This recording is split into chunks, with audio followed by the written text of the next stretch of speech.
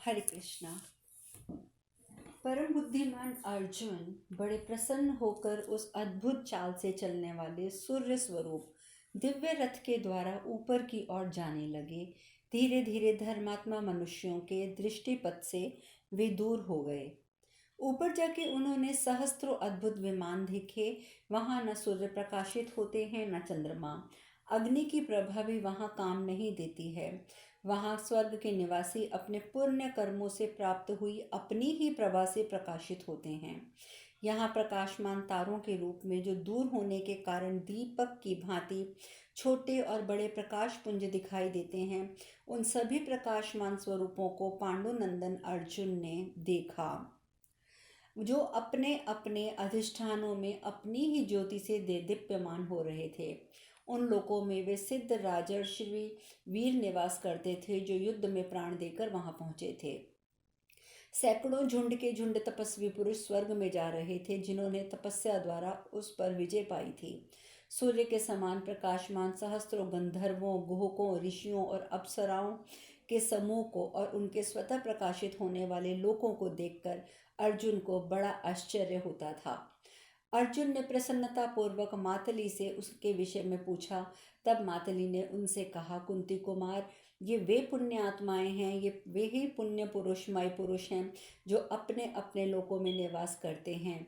विभो, उन्हीं को भूतल पर आपने तारों के रूप में चमकते देखा है। तदंतर अर्जुन ने स्वर्ग द्वार पर खड़े हुए सुंदर विजयी गजराज ऐरावत को देखा, जिसके 4 दांत बाहर निकले हुए थे। वह ऐसा जान पड़ता था मानो अनेकों शिखरों से सुशोभित कैलाश पर्वत हो। कुरु पांडव शिरोमणि अर्जुन सिद्धों के मार्ग पर आकर वैसे ही शोभा पाने लगे, जैसे पूर्व काल में भूपाल शिरोमणि मांधाता सुशोभित होते थे। कमल नयन अर्जुन ने उन पुण्यात्मा राजाओं के लोकों में भ्रमण किया।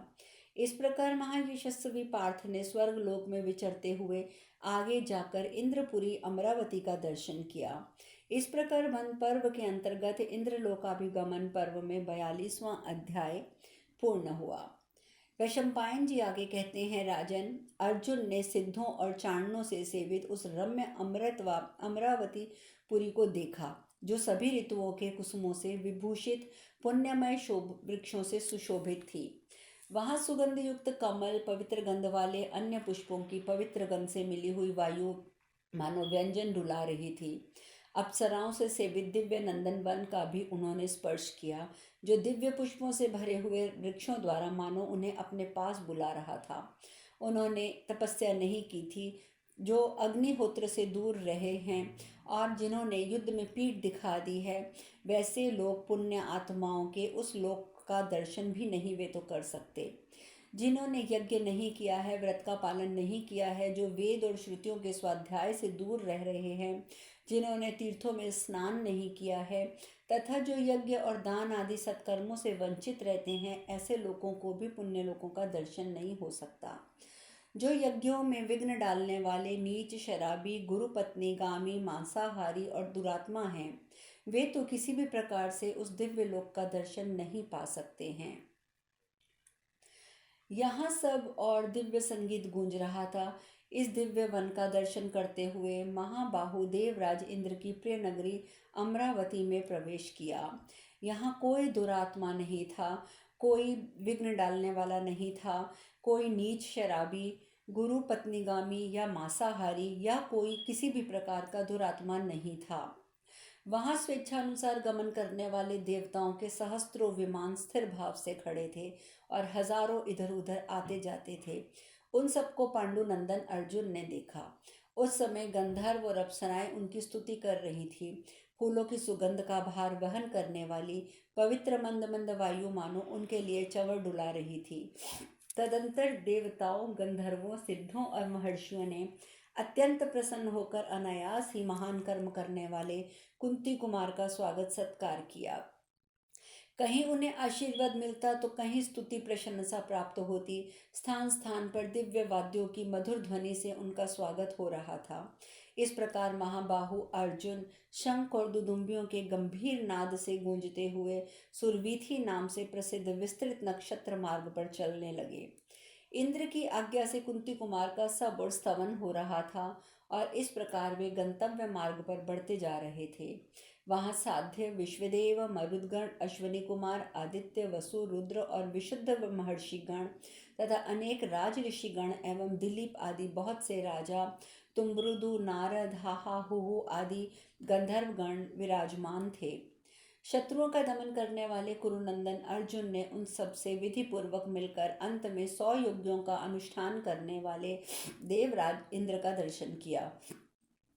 उन्हें देखते ही महाबाहु पार्थ उस उत्तम रथ से उतर पड़े और देश विश्वर पिता पाक शासन इंद्र को उन्होंने प्रत्यक्ष देखा। उनके मस्तक पर श्वेत छत्र तना हुआ था, जिसमें मनोहर स्वर्णमय दंड शोभा पा रहा था। उनके उभय पार्श्व में दिव्य सुगंध से वासित चमर डुलाए जा रहे थे।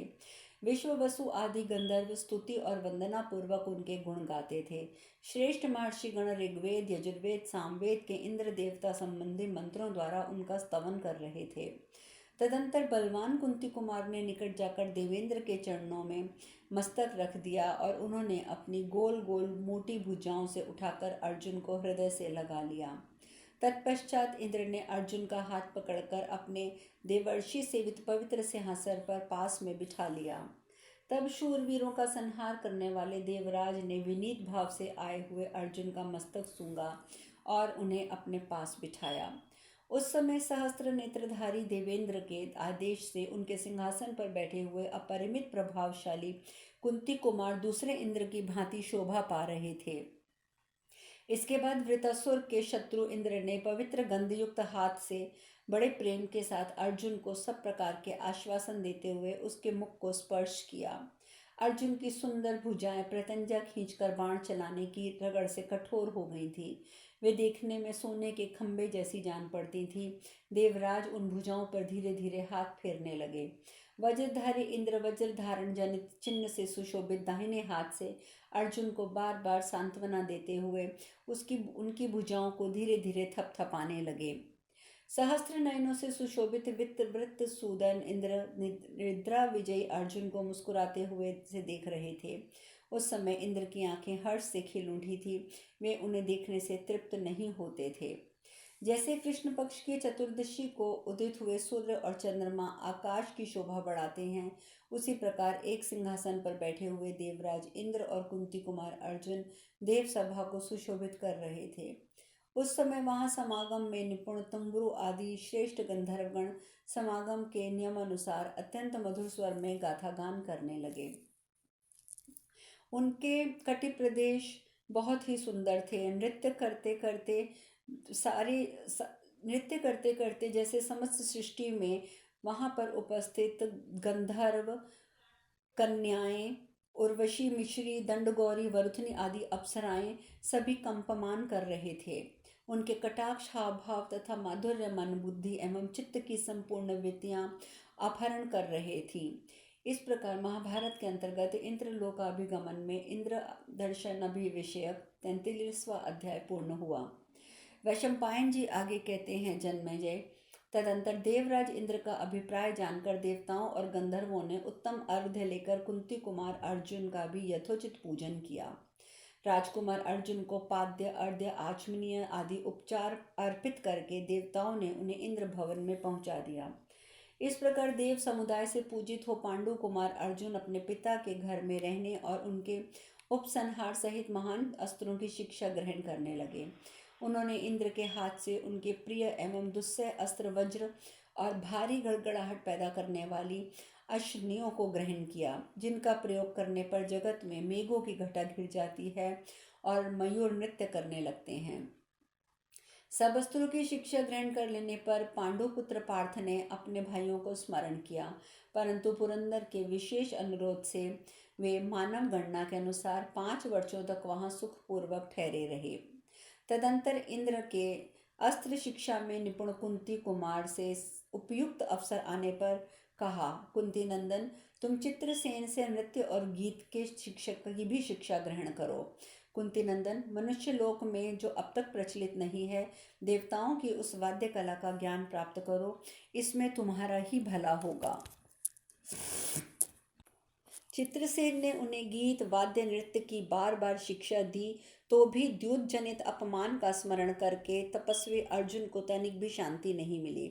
उन्हें दुशासन तथा सुबलपुत्र शकुनी के वध के लिए मन में बड़ा रोष होता था, तथा चित्रसेन के सहवास से कभी कभी उन्हें अनुपम प्रसन्नता प्राप्त होती थी, जिसे उन्होंने गीत नृत्य वाद्य की उस अनुपम कला को पूर्ण रूप से उपलब्ध कर लिया।